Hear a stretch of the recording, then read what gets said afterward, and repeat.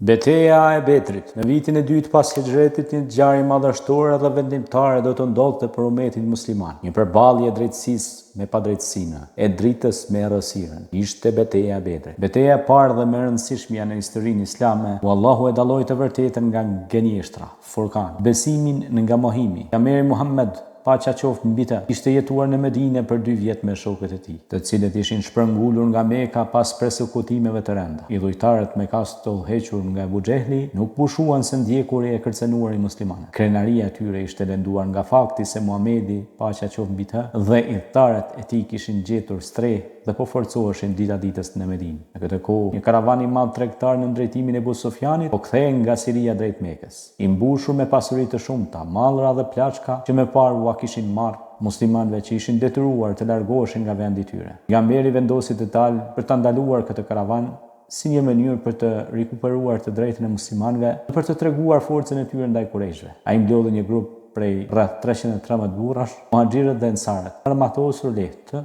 me vetëm 2 kuaj dhe rreth 70 deve. Qëllimi nuk ishte lufta, por ndalimi i karavanit. Abu Sufjani me gjithë dinakrinë e tij dërgoi një lajmëtar në Mekë dhe kërkoi ndihmë. Kurajshët menjëherë u ngritën në këmbë, mbi 1000 burra të armatosur rënd me 100 kuaj dhe me mbi 600 deve. Ata nuk donin thjesht të mbronin karavanin, ata donin të fshihnin Islamin. Kur pejgamberi mori lajmin se karavani kishte shpëtuar dhe se ushtria kurajshite po afrohej, ai thirrri shokët e tij. Paqja ishte qëllimi i tij, jo lufta, por kjo sprov ishte e pashmangshme. Ai pyeti njerëzit dhe ensarët me Saad ibn Muadhin në krye.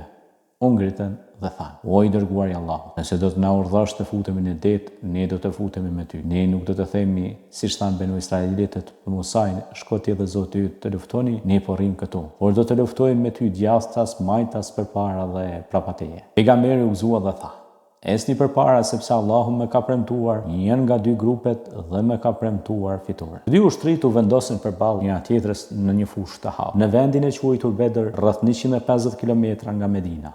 Nata para betejës ishte e qetë. Allahu zbriti gjumë të lehtë për të qetësuar besimtarët, ndërsa pejgamberi alayhis salam kaloi natën duke u lutur me ngul: "O Allah, se ky grup shkatërrohet sot, nuk do të adhurohesh më në tokë." Ai e përsëriste këtë lutje me lot në sy, derisa Xhibrili zbriti dhe i tha lajmin: "Allahu të ka dëgjuar, o Muhammed." Nagim radhët u formuan. Pejgamberi vendosi shokët me urtësi strategjike, i udhëhoqi në një namaz të përbashkët dhe u tha: "Me emrin e Allahut, sulmoni." Pastaj hodhi një grusht të rënë drejt armikut, duke thënë: "Le të verbohen fytyrat." Dhe Allahu në Kur'an e përmend këtë. Nuk ishte ti që hodhe, por Allahu që hodhi. Para betejës ndodhi një duel mes trimave. Hamza, Aliu dhe Ubejd ibn Harith u përballën me Utben, Shejben dhe Velidin. Besimtarët triumfuan. Më pas nisi përleshja e madhe. Një nga mrekullitë e kësaj betejë ishte dërgimi i mirë me lajkeve që luftuan për krah muslimanëve. Allahu thot në Kur'an: "Unë do t'ju ndihmoj me 1000 me lajke njëri pas tjetrit." Mrekulli pas mrekullie u shfaq. Muslimanët luftonin me guxim ndërsa armiku me gjithë epërsinë numerike u trondit. Abu Xehli, armiku më i madh i pejgamberit, u vra nga 2 djemë të ri, Muadh dhe Muadh, të cilët e kërkuan të mes turmes.